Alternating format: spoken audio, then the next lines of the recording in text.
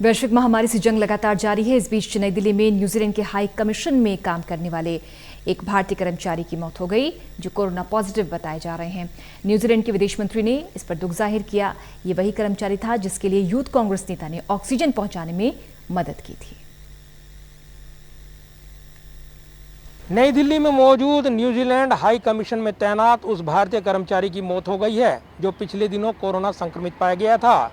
ये वही कर्मचारी था जिसको लेकर कांग्रेस नेता ऑक्सीजन की मदद लेकर पहुंचे थे और इस पर विवाद हुआ था। कोरोना के कारण भारत में अभी भी मौतों का सिलसिला जारी है और नई दिल्ली स्थित न्यूजीलैंड के हाई कमीशन में कार्यरत एक भारतीय कर्मचारी की कोरोना से मौत की खबर है। ये वही कर्मचारी था जिसके लिए यूथ कांग्रेस की ओर से ऑक्सीजन पहुँचाने में मदद की गई थी। जिस कर्मचारी की मौत हुई है वो साल 1986 से ही न्यूजीलैंड के हाई कमीशन में काम करता था। न्यूजीलैंड के विदेश मंत्री ने भारतीय कर्मचारी के निधन पर शोक जताया है।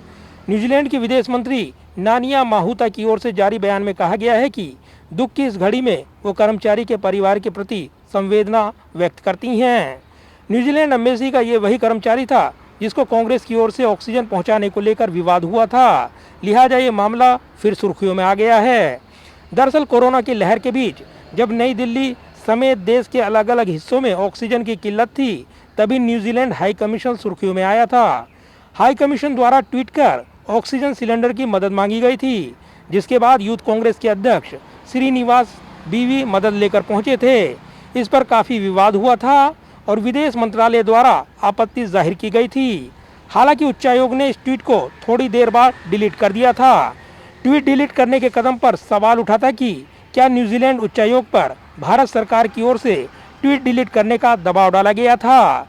इस पर काफ़ी विवाद हुआ था और विदेश मंत्रालय द्वारा आपत्ति जाहिर की गई थी। विदेश मंत्रालय की ओर से कहा गया था कि सभी दूतावास हाई कमीशन के लिए विदेश मंत्रालय में कंट्रोल रूम है जो मदद पहुंचा रहा है। विवाद के बाद न्यूजीलैंड हाई कमीशन ने अपना ट्वीट हटा दिया था। उच्चायोग ने अपने एक और ट्वीट में सफाई दी थी और इस पूरे विवाद के लिए माफ़ी मांगी थी। कैमरामैन विदर्भ के साथ प्रदीप कुमार, टोटल न्यूज़, दिल्ली।